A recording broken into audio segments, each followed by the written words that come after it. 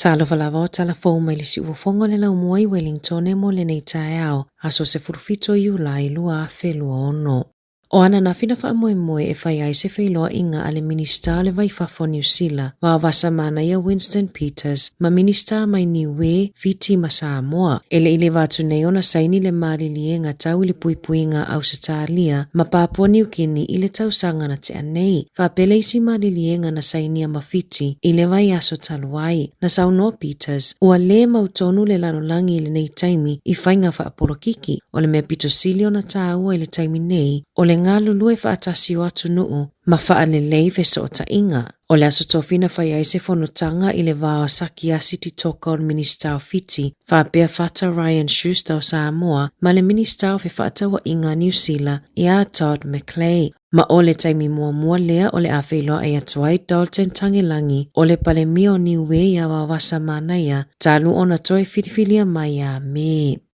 Ua tā ua se tangata e ai lona tō mai whaapitoa i le artificial intelligence, po o le poto whaafolinga o masini teknolosi, o le laasanga lea ua la ai au se tā lia, e whaia se ofisa whaapitoa mo le AI i le pito i lunga o le mālo, o se lapata inga mālo si lea mota i tae o New Zealand, ina ia vave o na ngai oi. Ua whaamatalaina e au se tā lia lea fuafuanga, e whaapea o se whainga mua lea i le lanolangi. Ina ia tu whaatasia ngā luenga a matanga luenga le mālo e whaatatau i le AI, e mawhai ai ona pūlea ma wa aia tūlanga la matio le AI, a to ai ma lea mana ia ina o na tūlanga le lei. Ua folafola e Albanese o le palemia o Australia, o le atu ina atu ni tūla fono fau i le amatanga o le tausanga fau, e whaatūlanga ai ni ai inga manino mono fuanga lau tele, e te uma whaangaio i ai whaamaumaunga, whaatatau i le tele o le Letisia ma le sua vai lato te whaonga aina. Na saunoa Dr. Andrew Lenson o le University of Victoria, o le ala sanga wala ai Australia, ua whaailo mai ai le malosi o le taitainga o New Zealand, mai i vaenga whaupu whai uma i tutono o le atunuu. E matua whaanonoa lava i le whaatua i o na anga e ilu mo New Zealand, pe a whaatusa ia Australia. Na tā ua i Lenson i lungo le midday report i le aso tofi, o le tuina saa o le office o le AI i lalo le taitainga le palemia o Australia, o se vaenga le leilea, e lau tele atu le pule ma le vaenga le palemia, na i loo minista e nafa ma se vaenga e tasi, ma ua whaali ai ua malama le malo, i le te leo leo ngā, ai le ngata leo a fianga e mawhaiona au maia e le artificial intelligence. O loo whaau au pea e le malo New Zealand se awala e le mamafa te le aitu la fono, e whaatatau i le AI. Ai o loo tamawhai fo e wawe whaalau tele le whaonganga o le AI, i matanga luenga ale malo ma pisinisi peitai, na Saunoa Lenson, ua a matao na iloa e isi malo o le lanolangi, tūlanga la matia o le AI, e peo le ono whaatetele ina o le tangata o le soifuanga,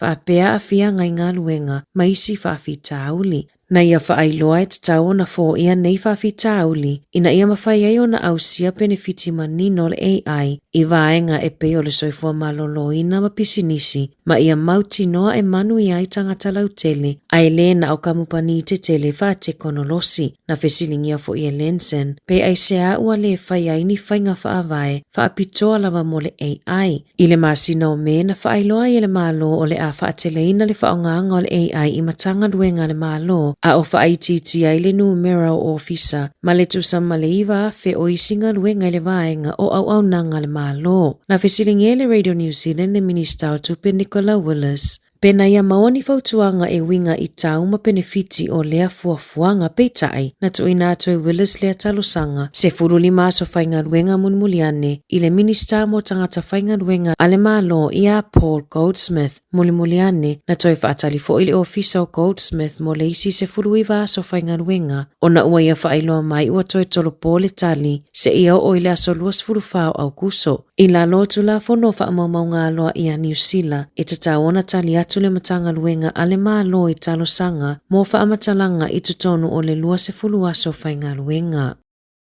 Ua whaailoa mai e le AA e fōlinga mai o le atoi si itia le tau o le penisine ma le suau u peitai ele o whaamoemoe e matua mawalunga e peo si itanga sawa ai ele amatanga o le tausanga nei. Ua si itia le tau o le sua u ona o le toi whaatitele o le tau ai sa sae tututonu, ma ua toi si itia ai ile vai aso nei le tau o le paelo sua u ile valu se furuta la tupe Amerika. Peita ai o whaamaumaunga ale kaspina whaalia ai e o mai le aso tofi sa tu maupea le pa o le tau o le sua u ino foanga whaatau o le averesi o le tau o le penisini iwa tasi le atunu a toa sa alua ta la valu sene ile lita o se pa u e 5 sene pe a whaatusa ile luas fuluvalu aso o atua nai na saunoa le so upo le AA Terry Collins e ai lama le whaatuai o le taimi ile vao se itanga o tau o le sua u ile maketi whaavao malo ma le taimi e si iti ai le tau o le penisini ma le tiso lea e tutongi e tangata ni usila i pamu penisini.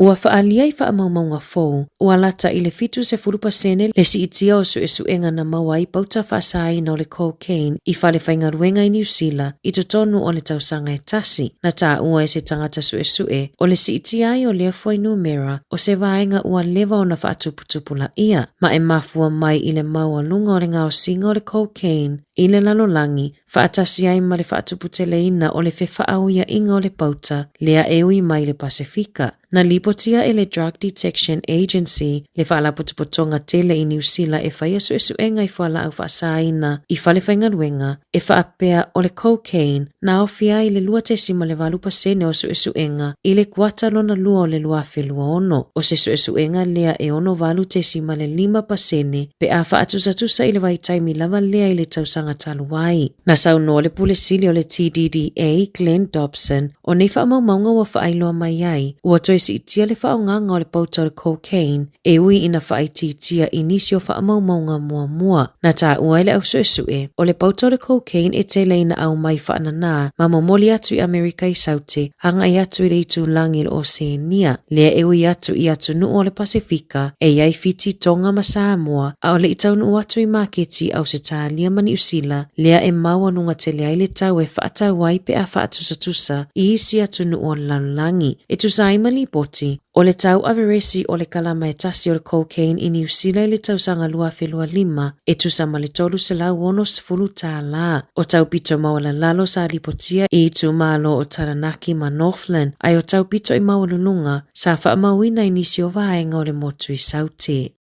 Ua whaali se lipoti mai le matanga luenga wa onga ua sili atu le toa tele o tamaitia onga ia awa onga mawalununga o lo o whainga luenga maa o onga ile ngatai lea o le toa tele o ila atau ea o onga ma whainga luenga e pito sili o na pasi mawalunga maka na ilo ila atau ele o whainga luenga o le lipoti wa whaingoa ina o le working while studying na whailo mai ai le mawalunga o le numero tamaitia onga sa whainga luenga i maasina au tu moa o onga ile lua whelua lua ma e ui na whaititia muli ane aina tu maupea le mawalunga o lea fuai numera i le lua whelua wha. I le tausanga i lua whelua lua, sa i le vao le 5% o tamaitia onga, sa whainga ruenga a o whaawaua onga i lea kuata. O lea fuai numera na si itia mai le wha sefuluono i le 5% sa whaamawina i tausanga wa mawai peitai. O le lua whelua wha, na toi paula i titia i le fuai numera i le vao le 5 lua i le 5% ai sa tu maupea le maua lunga pe a whaatusa i tausanga a ole i o ile lua whelua lua. E masani ona fautua ina tangata ni usila e siaki pe mawhai ona lato maua se tau e sili ona le lei pe pa ufoi mai se isi kamupani e le tise o aila kamupani o lo o manu malo ma o ai o lo whaia ina i le tau vanga mo tangata whaatau. Ua whaali e whaamaumaunga al Electricity Authority e whaapea o le Genesis Energy na sili ona to o tele tangata whaatau na o ese mai ai mai i le au nanga i le tau sanga e o mai a yuni mai tusa ma le tolus fulu 5 afe ma le se fulu 5 le au whainga o tangata whaatau na whaititi ai. Na o ese mai fo i le iwa afe ma le 5 iwa o tangata whaatau mai le Nova, whapele tolu afe tolu se lau lua iwa mai le Manawa, ma le Mercury e lua afe fitu se lau ma le ono, le au whainga o tangata na o ese mai peitai, na maua ele Contact tangata fo e lua se fulu afe 5 se lau fitu, maua ele Electric Kiwi tangata fo e sefulu tasi afe 5 se lau iwa se fulu, ma le Meridian e se fulu afe lua se lau valuvalu. lalu. A fua I le au whai atoa o tangata whauna awai I kamupani I le tise o le Meridian na sili o na toatele. Ma mawai le sili a mariselau afe o tangata whaatau fau I le tausanga e o mai a iuni peitai na lusi fo I lea kamupani le iwa sfulutolu afe hiva se lau se fulu iwa o ana tangata whaatau e tusa ai mali poti. Ua tuina atu le komiti o whaamasinonga mo whaiaonga se whaasalanga aloa ia I se whaiaonga na ngalue mua o se whaiaonga ina ua ia tongi ina ni polo kasima I leo I le taimi na ave e se whaamalo sea I leo I la atauia na apima momo I lumor palemene I le luafe lua o na o la lato te te atu ia la afua na whaia le malo e pui mai ai ni usila mai le pepesi o le COVID-19 furuiva. Na tā ua e le Teachers Disciplinary Tribunal na o lato maua se whasea e winga ia Billy James Charles Natanahira I se taimi pu'u ina ua mai ala na solitu la fono peitai na o lato whaatali se ia mai alo na whaamasinonga I le luafe luafa o na whaatoa ilo leo lana mata upu. Sa whaasala lau e Natanahira videos o ananga yoinga na whaie whaasanga I leo I lungo lana Facebook. Ma sa whaasala ina Natanahira I molianga o le whaatupu vevesi ma oso whainga e whaonga ai se a upenga ua whaasala ina foi I maasina I lima e whaiainia na ngaluenga I le nuu. I whafoato ni usila, na tula I maini solo te I Ukraine I le tae au laso tofi, o na ole ave se o le minista lau I loa mo le puipuinga, e a Mikhailo Fedorov mai lona tofinga, na moli mawina e tustala al AFP I Kiev, le silia ma le toa afe o tangata na potopoto I se malai tuto tono le taulanga, sa o lato usuina le vi o latun o Ukraine, sisia ai le tangava o Ukraine ma le Unia Europa, ma tauvala au ina I toi whaafo I Fedorov I lona tofinga. E na o le ono masina talo na tofia Fedorov I lea tofinga peitai, ua lau I loa o ia o se taitai na tau mawhai, e whaafou ma toi whaanelea vainga au a Ukraine, lea ua matua a fia mawai o na o le silia ma le whātau sanga, mai I oso whainga Lucia. I taalonga, ua whaia e le whaia onga o le peleki Dave Rennie, suinga e whai lana au, a o sa au ni e pui le matatia I le Malai Eden Park, tolu se fululua tausanga I le imalolo lava I le malae. E le imalolo le orpeleki se taalonga whaavao malo. I le Eden Park I taalonga I limas fululua. Ma o le lato whaia ina mulimulin malae o le lata alonga mawhalani I le awheiva se lau I wawha. O Josh Lord ma Patrick Tupulotu ua I le pea loka, a o Adi Savea ma Luke Jacobson I le pea lusi. O le se fulu minute te ele fitu I le afia tae au, e taa anoa I le ono peleki ma ayalani. Ma o le au pe ona whaalawiloa mai o iai Ethan DeCrute, Cody Taylor, Tyrell Lomax, Josh Lord, Patrick Tupulotu, Tupova Ai, Luke Jacobson, Adi Savea o kapiteni, Cam Roigard, Ruben Love, Josh Morby, Jody Barrett, Queen Tupaya, Will Jordan, Damian McKenzie, Asafo Aumua, Xavier Numia, Fletcher Newell, Anton Segner, Peter Lakai, Cortez Latima, Anton Lynette Brown, Caleb Clark. Tala fo ia mai le si ufofonga le lau mua mo le nei vaenga o le tae ao.